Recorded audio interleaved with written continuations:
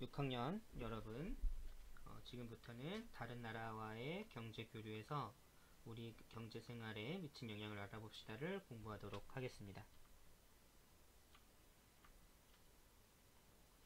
우리의 경제 생활은 여러 세계 나라와 경제적으로 교류하면서 많은 변화가 생겨났습니다.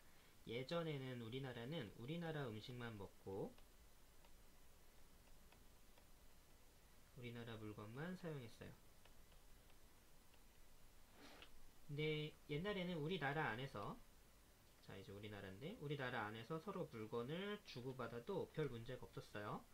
그런데 이제 지금 보면 이건 식당에 가면 여러분들 이런 거 붙어 있는데요. 이거는 음식물 원산지 표시제라 그래서 꼭 붙어 있어야 합니다.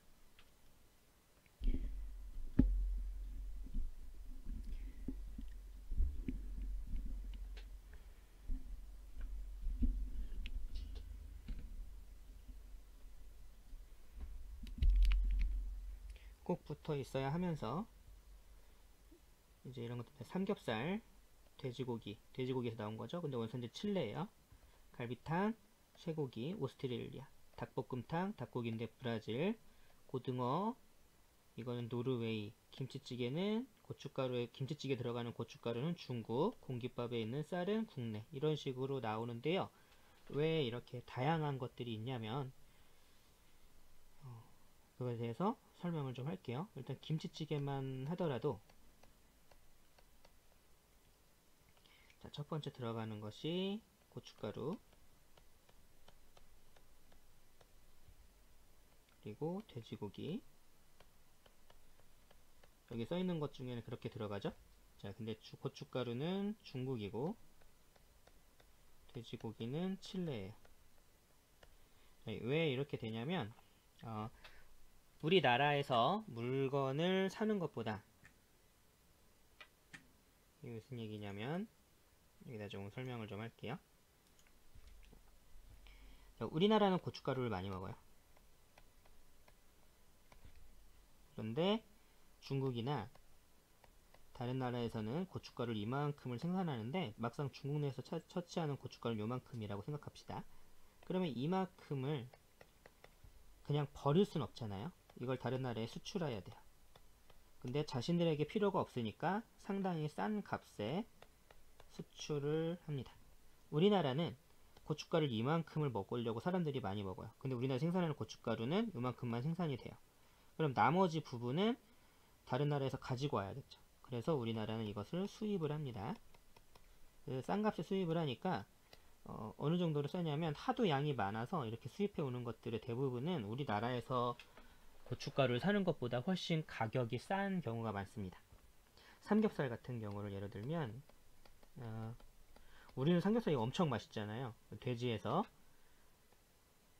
좀 그려볼게요. 자, 이제 돼지에서 삼겹살 부위를 잘라내는데 이거는 돼지고기에서 고기를 어떻게 자르느냐에 따라서 부위가 달라요. 그래서 우리는 삼겹살을 먹지만 다른 나라에서는 이 자르는 방법이 다르기 때문에 삼겹살을 안 먹는 경우도 상당히 많습니다. 그래서 다른 나라에서는 이 삼겹살 부위를 따로 먹지 않기 때문에 삼겹살 부위들이 남아요. 그럼 얘네들은 남으면 이걸 버려야 되잖아요. 버릴 바에는 차라리 수출을 하자 라고 선택을 하는 거예요. 그래서 이걸 한국으로 우리는 수입을 해옵니다. 이렇게 하면 우리나라에서 파는 고기보다 훨씬 싸고요. 여러분들 이거는 어떻게 할 수 있냐면 여러분들이 마트나 이런 데 가면은 수입산이 있고 국내산이 있는데 가격을 보세요. 수입산보다 국내산이 가격이 훨씬 더 높습니다. 우리나라에서 파는데 왜 높아요? 라고 얘기할 수 있는데 이거는 고기의 여러가지 질이나 그런 문제 때문에 우리나라에서 생산하는 게 훨씬 더 비싸기도 해요.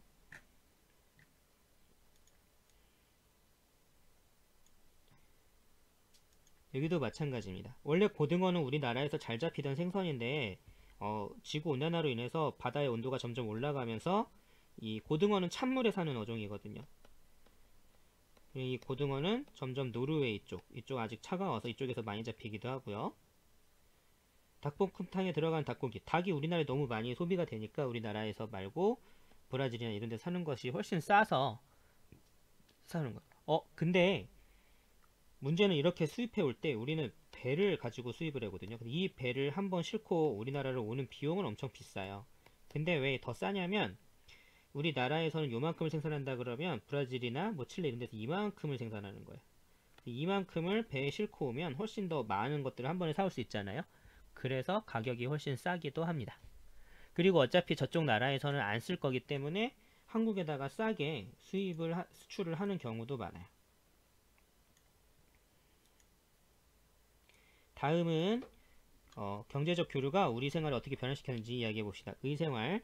자, 여러분들 선생님 어릴 때만 하더라도 옷의 거의 대부분 생산지는 대한민국이었어요. 그런데 지금은 베트남, 뭐 중국 이런 데 것들이 많지요. 왜 이렇게가 많냐면 이 옷에서 되게 중요한 거는 디자인이라는 것도 있지만 얘를 바느질을 해야 돼요.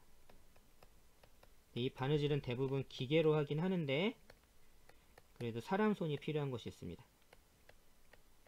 옛날에는 우리나라 사람들이 이 사람 손이 필요한 것들을 많이 했어요.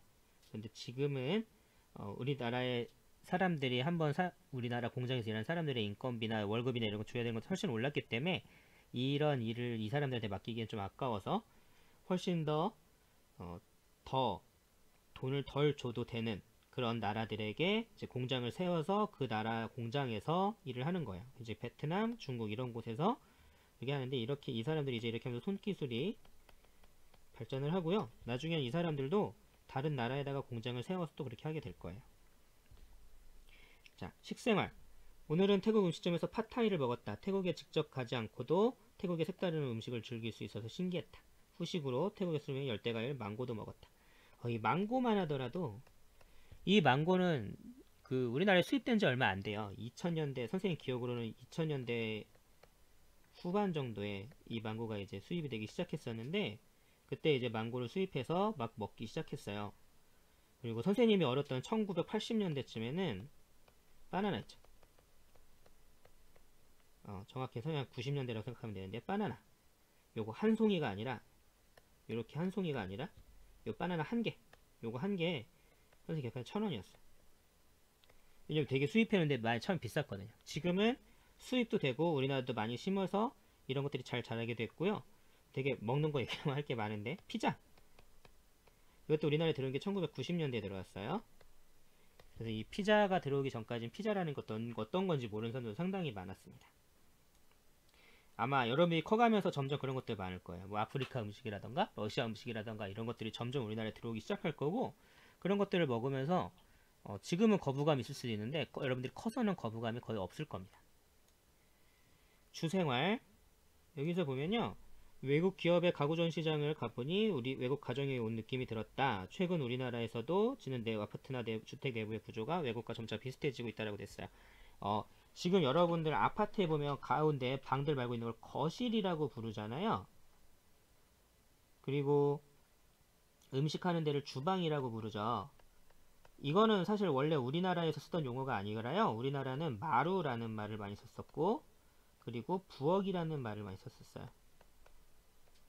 그런데 이거는 우리나라가 주택이나 아니면 옛날에 한옥 이런 것을 지을 때고요. 점점 이런 아파트 구조로 되면서는 주택 마루라는 말보다는 거실이라는 말로 많이 바뀌었고 부엌이라는 말보다는 주방이라는 말로 많이 바뀌었습니다.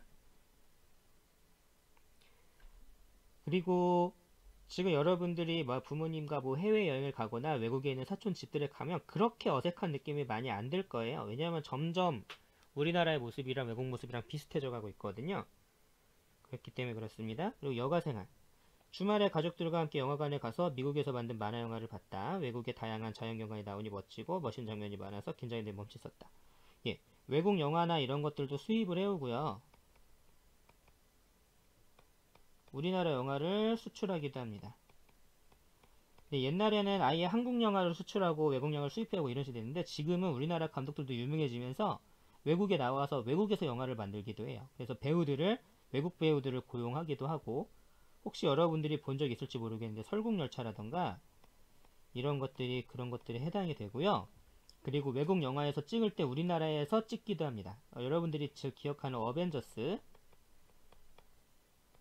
그리고 블랙팬서. 이건 둘 다 한국에서 찍었었죠. 이렇게 찍으면서 그 나라 사람들을 수출할 때 그 나라 사람들을 좀 많이 데리고 오려고 아예 이런 식으로 도전을 해보기도 해요. 다른 나라와의 교류가 활발해지면서 외국 기업에서 일자리를 얻는 등 외국 기업, 첫 번째 외국 기업에서 일자리를 얻고, 그리고 두 번째 소비자로서 전 세계 값싸고 다양한 걸 선택할 수 있는 기회가 늘어났습니다. 필리핀산 망고 이렇게 데려오면서 4개에서 6개 14,900원. 이거는 되게 많이 싸진 거예요. 예전에 훨씬 더 비쌌어요. 그리고 기업 입장에서는 자, 다른 나라의 경제 교류를 하는 과정에서 새로운 아이디어, 기술과 아이디어를 주고받을 수 있게 됐고요. 두 번째, 다른 나라의 공장을 세워서 그 나라의 값싼 노동력을 활용해 물건을 생산할 수 있었고, 제조 비용과 운반 비용도 줄일 수 있게 됐습니다. 그래서 나라들은 서로 무역을 통해서요, 교류를 해요. 그리고 이 교류를 하면서 서로 발전을 해갑니다. 실제로 예전 90년대에 엄청 잘 사는 나라였는데, 그 나라는 이제 우리 이 정도 잘 살면 우리끼리만 하면 되지 뭐라고 하고 외국과의 무역을 안 한다 그랬어요. 그리고 내부에서만 물건을 서로 생산하고 판매하고 계속 왔다 갔다 했었거든요. 근데 그러다가 보니까 어떤 문제가 생겼냐면, 요 안에서 경제가 돌고 돌다 보면 물건값들이 엄청 올라가요. 근데 월급은 그대로야. 그래서 나중에 사람들이 전부 다 가난해지는 그런 결과가 생기기도 했습니다. 자, 그럼 오늘 공부는 여기서 마칠게요.